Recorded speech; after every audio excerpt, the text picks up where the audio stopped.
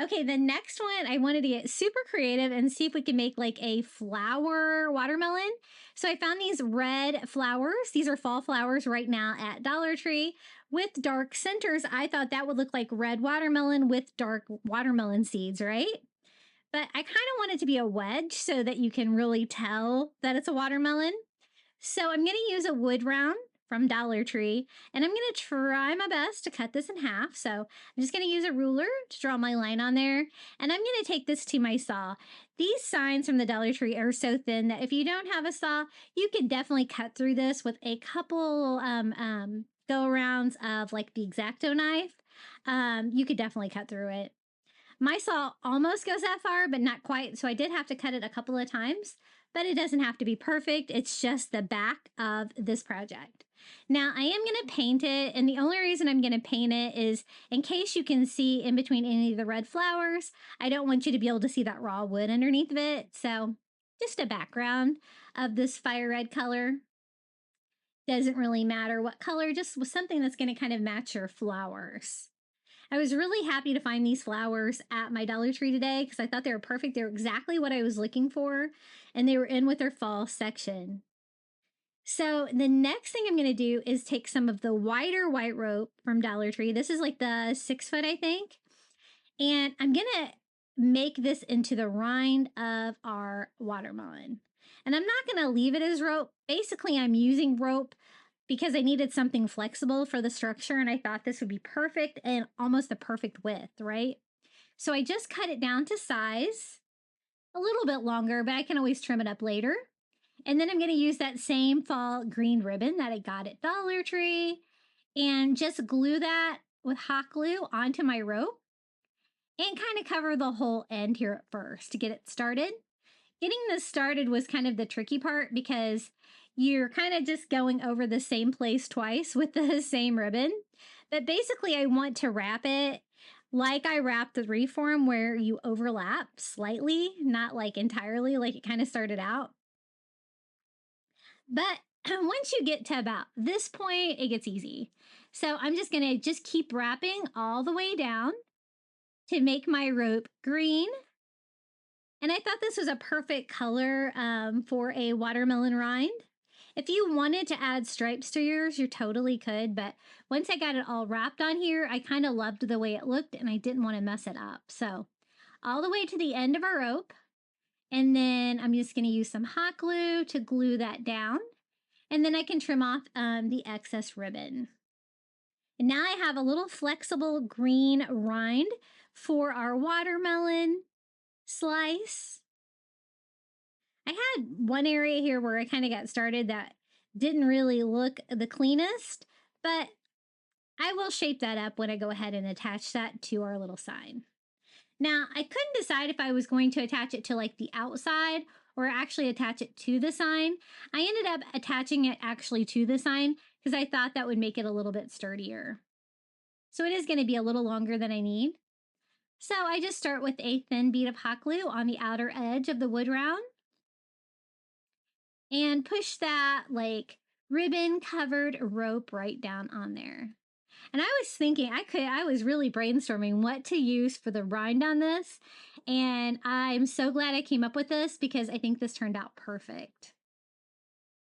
So just all the way around till I get to the end.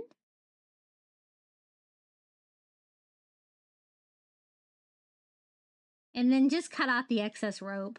Kind of have to saw through that stuff. And I'm just going to fix that one area that I wasn't real happy with. You won't be able to see it underneath the flowers. But it's starting to come together. It's got that watermelon slice shape so far. And now it's time for these cute little flowers. If you just pull them off, they do have a little bit of a stem on them still. I wanted to see if that would work by attaching that with hot glue, but it was kind of all over the place. And then I realized I was going to have to trim those. I have had difficulty trimming Dollar Tree flowers before, that they fall apart when you trim that part off. But luckily, these did not fall apart when you trimmed them off. So it worked out perfectly. So I'm going to start here, right here in the center, in the bottom of our watermelon slice. and start covering this with these cute flowers. I think I ended up using 2 of the bundles. I kind of planned on doing a little bit bigger project, so I had bought 4. But I kind of wanted it to be shaped like a slice instead of round. So it kind of reinforced what this is because it's kind of so abstract. So I just glue 1 flower on each side of that original one. And we're just going to keep following like the rind of the watermelon, gluing these down one at a time, kind of filling that up. And, you might not have to paint the watermelon underneath of it. It was, I don't know, I can't really tell. But I felt like I had a lot of overlap between the flowers. And I'm just going to keep doing that all the way to the edge. I was hoping this looked like a watermelon, so I had to bring it out and show my son, and he was like, "Oh, I love it." And I'm like, "It's a watermelon." And he's like, "Well, yeah, I know." And I'm like, "Okay, good. I just wanted to make sure that he knew it was a watermelon." I think the shape definitely helps. I guess you could do like the quarter slice too. That would be cute. So I'm going to start on my second bunch here and my second row. And I decided to just kind of do like the flat side of my watermelon there. It looks like I need a total of 7 to go all the way across there. And then we can go back and fill in the center part of our watermelon. I had this project in my head and I was like, surely somebody has done this before. And so then I Googled it to try to get some ideas. And I couldn't find any. But I think it's so fun. So I'm going to go ahead and fill up the middle here. I don't want it too tight, but I definitely want it full. So 4 right there in the middle, I think is going to work out. And there's our little slice of watermelon. I think it turned out so cute. Just trying to clean up any like loose little glue stems. Then I realized you could still see the rope, because we did wrap it.